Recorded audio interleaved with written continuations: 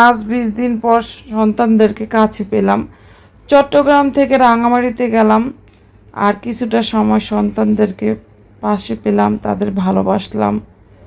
কতদিন পর বাচ্চাদেরকে কাছে পেয়ে মনটা অনেক ভরে গেছিল। তো কিছুটা কাজের জন্যই যাওয়া হয়েছিল রাঙামাটিতে। 20 দিন ধরে আছি চট্টগ্রামে স্বামীরকে চিকিৎসা করার জন্য। এই তো দেখেন, রাঙামাটি যাওয়ার সময় কত সুন্দর একটা দৃশ্য। রাঙামাটিটা সম্পূর্ণ সবুজে ঘেরা, কি সুন্দর পাহাড় কেটে আঁকা বাঁকা রাস্তা, তারই মাঝে দেখা যাচ্ছে ওই যে দূরে কি পাহাড় উকি দিচ্ছে, দেখতে পাচ্ছেন কত সুন্দর দেখা যাচ্ছে, সবুজ আর সবুজ। কত সুন্দর মেঘ ভেসে ভেসে বেড়াচ্ছে পাহাড়ের উঁচা দিয়ে, সেটাও কিন্তু দেখা যাচ্ছে। দেখছেন কত সুন্দর দেখা যাচ্ছে। আবার বৃষ্টিও হচ্ছে, বৃষ্টির কারণে অনেক পাহাড় রাস্তার পাশে ভেঙে ভেঙে পড়তেছে।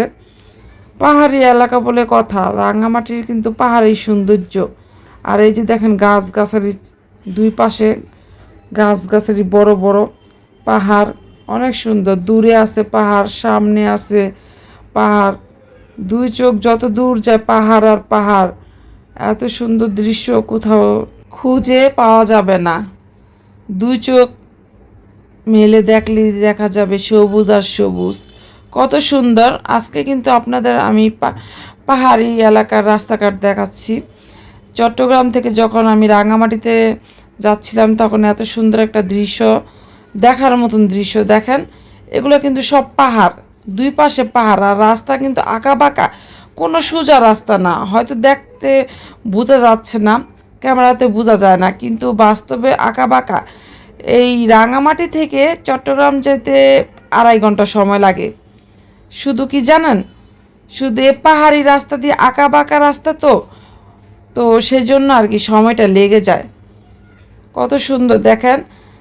আর এই যে পাশাপাশি মানে রাস্তার পাশেই আছে কত সুন্দর বাড়ি আছে। এই জায়গার মধ্যে অনেকে ঘর তুলে আছে, অনেকে এই নিচে কিন্তু বাড়ি ঘর দেখা যাচ্ছে, দেখছেন উঁচাতে রাস্তার নিচে হলো বাড়ি, কত সুন্দর দেখা যায়। এগুলো বাস্তবে অনেক সুন্দর দেখা যায়।